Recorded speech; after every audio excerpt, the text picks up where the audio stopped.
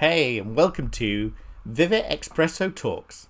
Today, we're going to be kicking off the first in the series of Women in Technology. So, this episode welcomes the Microfocus Community Manager, Raquel Winkler, and we're going to be talking, and she's going to be sharing the ins and outs of the online community, what it has to offer. We're going to be talking about online expert days out the back of this year's events. And we're also going to be talking about some of the blogs, some of the tips, and the discussion forums. So you want to make sure you tune into this podcast. And without any further ado, I'm going to invite Raquel to kick us off on this first ever Women in Technology. Sure. Thanks, Jonathan. Thanks so much for having me. My name is Raquel Winkler, and I am the community manager at Microfocus, and I'm also the Vivid liaison, which is a great experience for me. I've been the community manager at Microfocus for many years. I actually started as a project manager and was involved in launching the community at Hewlett Packard many years ago, and have had the opportunity to watch that community evolve to what it is now. Prior to that, I worked as in strategy and planning at Hewlett Packard, as well as in marketing and communications and as a project manager. Wowzers, that is a serious list, ranging from, marketing to projects.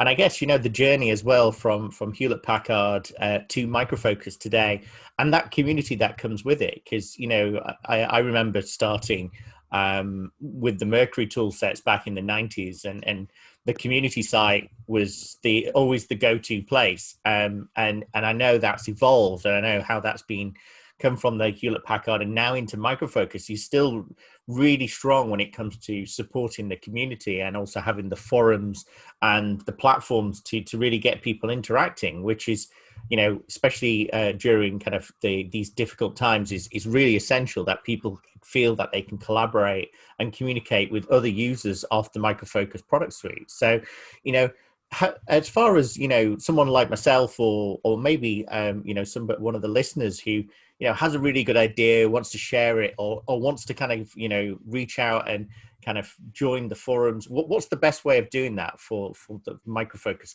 community? Well, the easiest thing, there's several ways to reach the community. Many of our users we find actually just use a search engine and they type in their specific question.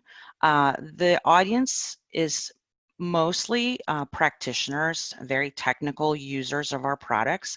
So when they have a very specific question, they're just used to doing that. The other thing is once you visit the community, which is just community.microfocus.com, you can search your question there. Everything in the community is set up by product. So every single Microfocus product has a user discussion area, and that's basically where you can just ask a question.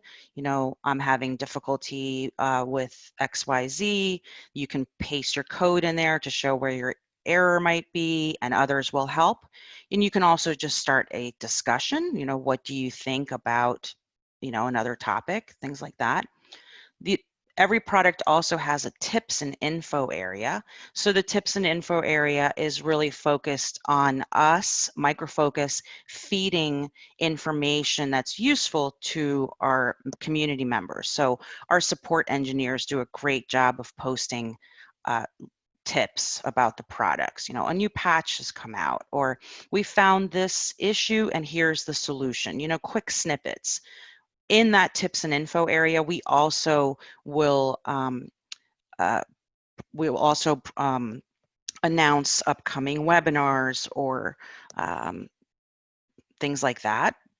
And then every product also has an idea exchange. So the idea exchange is where you can go to submit a product enhancement request. And we can talk a little bit more of that a little later. But basically, you can go to the community, you can search by using the search button, which is front and center on our homepage, which we just recently redesigned and launched.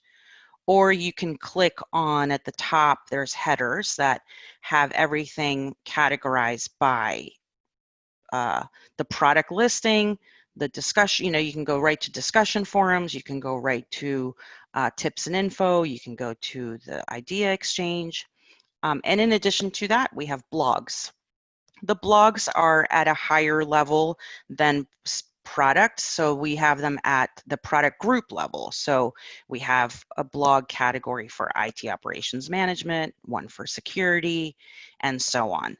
So hopefully it's very easy to use. We're always looking for feedback. So if anyone, ever has any issues, it's easy to contact us through the community, ask questions. We have a feedback area. We're always looking to improve the community and make it as robust as we can for our users. We do have about 240,000 unique visitors each month. So it is very active. We get about 800,000 page views per month as well. We do find that the discussion forums area is the most active, which, would make sense with our practitioners.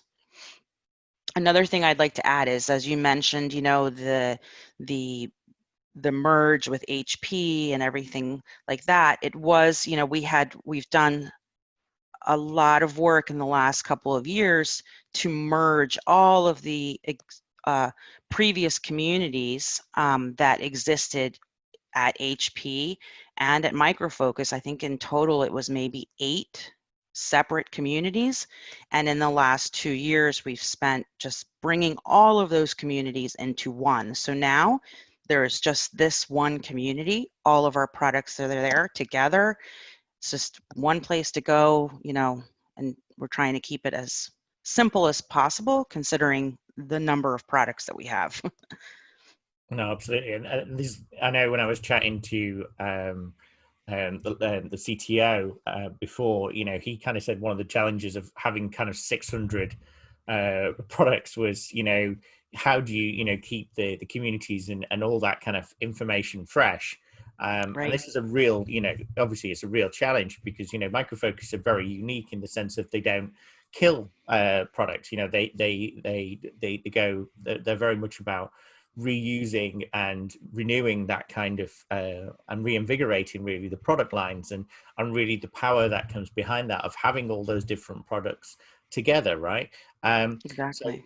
So it's such an interesting landscape. And I remember personally, back in when I started, and I was going on that journey, and I was probably like one of those practitioners where I would, search on something like Google, and then I'd read the first article. And I always found that was probably a bit my top tip that I found is to look at the date on the actual post, because in Google you can kind of say, okay, actually give me stuff that's in the last few weeks, because obviously products change quite quickly, and Sure. Google indexes them maybe by content or relevance, and less about the latest information. And I think that's really helpful for users to actually maybe, instead of just typing into Google their kind of question and seeing if the community forums come up, but actually go to communities.microfocus.com, hit the homepage, and then look at searching and filtering on those particular topics to get the most relevant information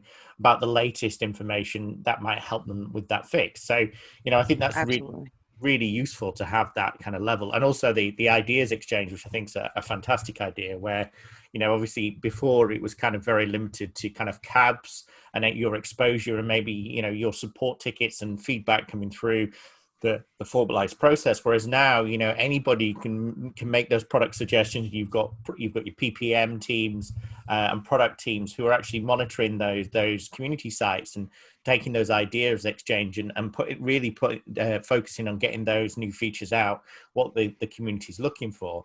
And I know when we had virtual customer days last year, it's amazing how many people didn't know about it. And we actually had Paul Grossman, who's the dark arts wizard, who talks a lot around UFT, and he was like, "Oh, I'm going to go and I'm going to put a request in to the UFT Ideas Exchange now that I know about it, to get this feature in, which was really important to him. So, I think Right. that's really good that you're listening to the end customer, and really kind of trying to help them, guide them to get the best source of information.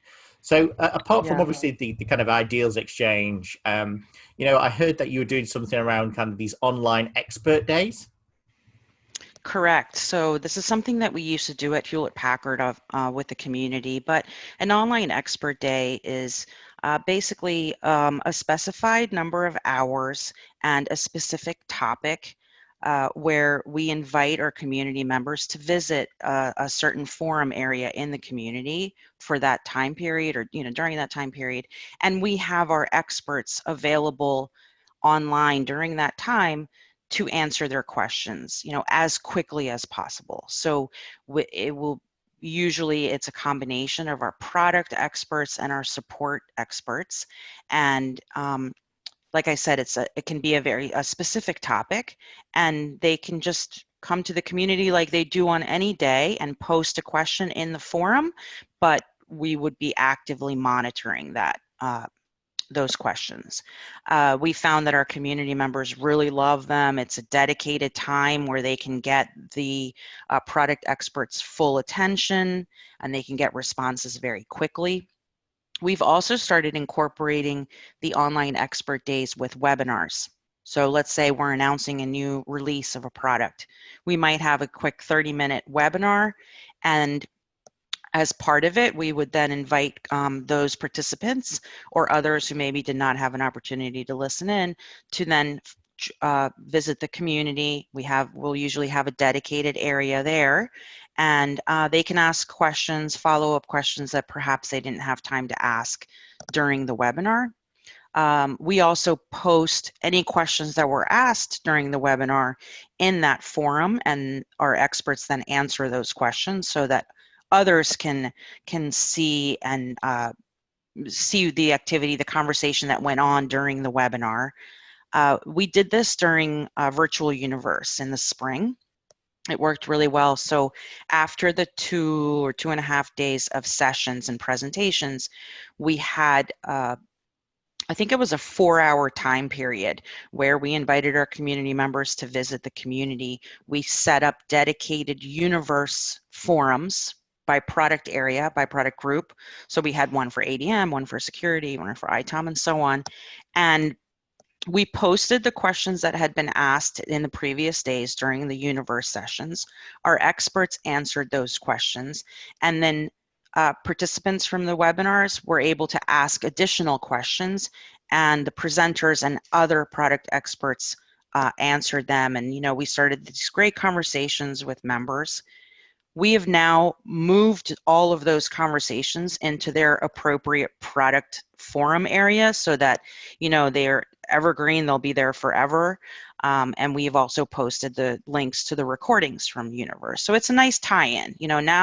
Nowadays that we're doing everything virtually, the community is a great tool to help us continue communicating with our customers, to share knowledge with them, but also to listen to them. No, absolutely, and it's an invaluable source. When I was based in Silicon Valley and as a product manager, that was our big challenge, was trying to get information and feedback from our actual users about the products and what they like, what they didn't like. And I know a lot of the Micro Focus products are so intuitive like that. So when you launch one of their products, it'll say, click here for the community, click here for support, which I think is fantastic, because it brings that, it reduces the context switching. It allows people to kind of really blend in the kind of the help which used to be built into the products with the actual online help, which has got the more up-to-date information. And especially if they get stuck, then what I love about the Micro Focus site is that within the kind of the marketplace landscape, you can go download, patches, anything else that you need to resolve that fix. So people, will typically say, oh yeah, the latest version has this problem resolved. So it really helps you as an end user of the Micro Focus products to get an answer quickly. And also,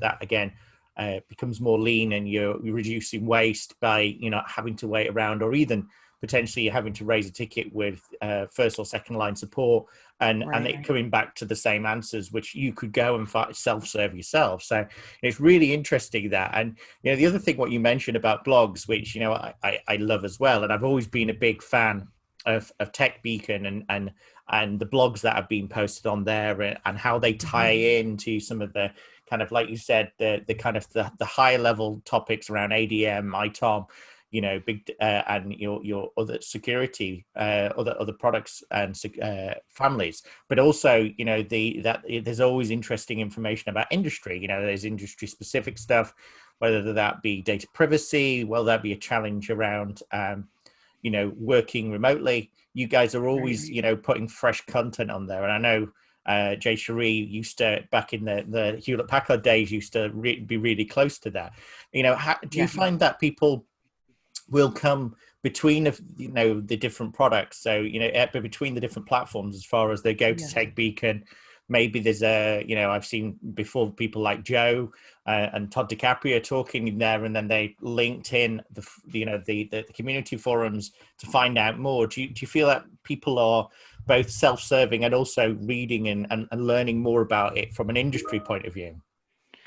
Well, we're hoping that that's what they're doing. I think we are finding that that's happening more and more, and we are actively trying to make those platform connections as easy as possible for our users. So on the community, we have links to Marketplace, like you mentioned, to Tech Beacon, to Vivid, and we try to, kind of cross promote each other. But more than that, with Tech Beacon in particular, we will work closely with them, and they might have this great, industry thought leadership type article that we might then take and sort of connect the dots in the terms of what does that mean when it comes to a specific Micro Focus product.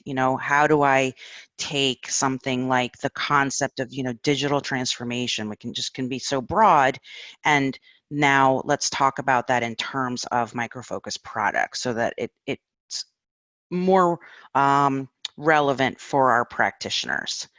So we're trying to do a little bit more of things like that. We've also created special areas within the community. For example, there's a digital transformation discussion forum area where we encourage our users to start conversations about digital transformation. We also share with them oh, by the way, there's a really great new Tech Beacon article that was just posted, a little teaser, or there's a blog that was written on our corporate blog, check it out, you might be interested in this. But we're encouraging that type of conversation. We also created another special area in the community for how our ITOM products can help companies work in this new COVID-19 world that we live in. So things like that, right? So yeah, but we are trying to make it as simple as possible for our customers to just go from Tech Beacon to Marketplace to community to support, whatever they need. It should just be seamless for them. We're working towards that.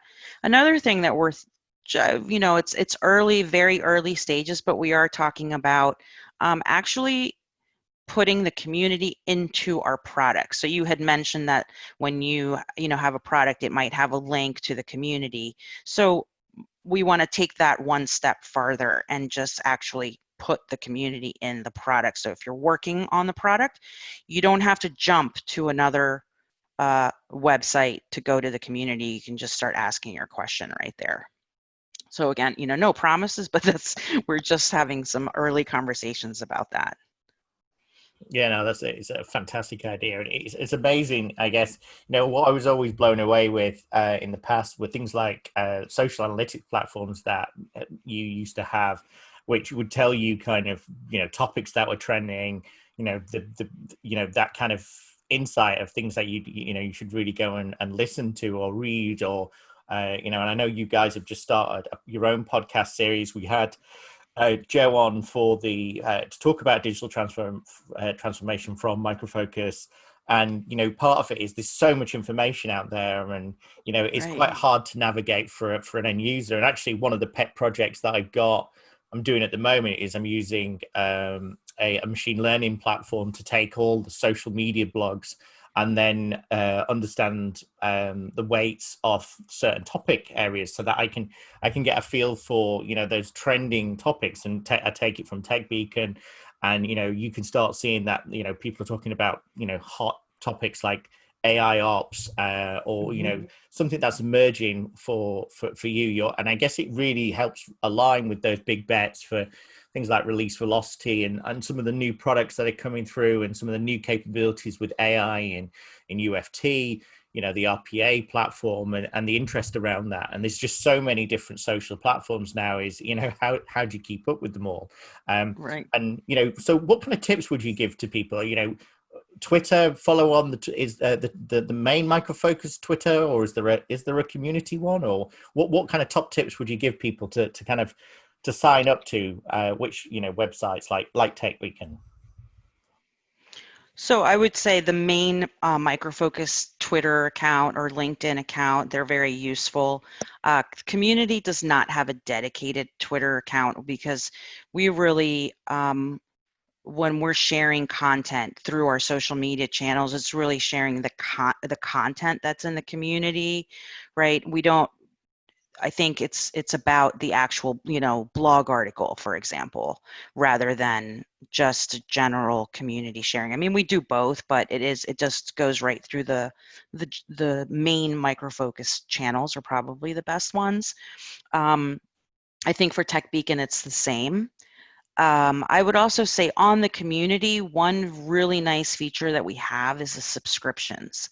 So if you find yourself, just going to one area, one product or two products that you're always visiting, you can subscribe to that area. You can subscribe to a blog category.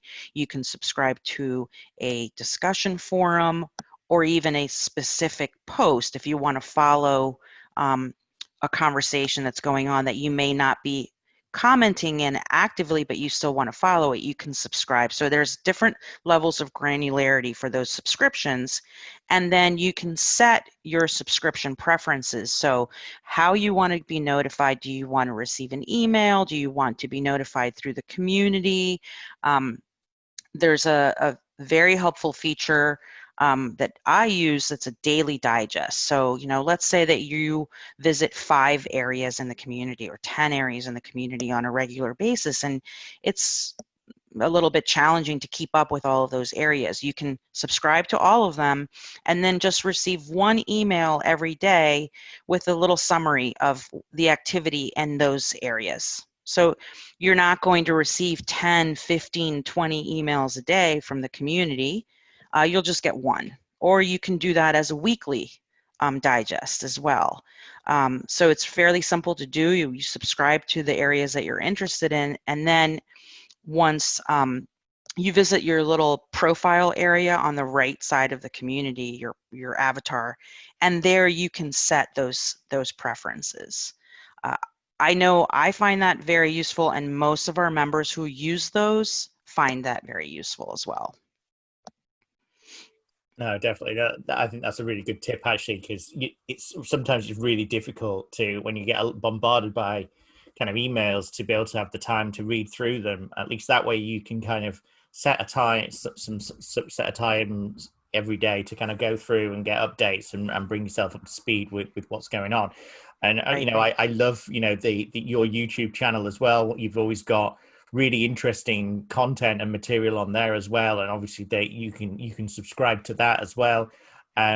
So it is a really strong community, and I think that's one of the kind of the always been at the heart of everything, as even through the kind of acquisitions, is really they brought the community on that journey with them, and it's always been one step away, so you can reach out, and everyone's always so contactable. I'm always amazed by how easy it is to reach out and get speak to the Micro Focus guys, the Micro Focus bloggers, asking questions, getting responses back from things. So fantastic job, and I'm looking forward to seeing listening to some more of the podcasts for this year, and also, keeping up with the community. Well, thank you, Jonathan. Maybe we can get you to blog a little bit on our community as well, huh?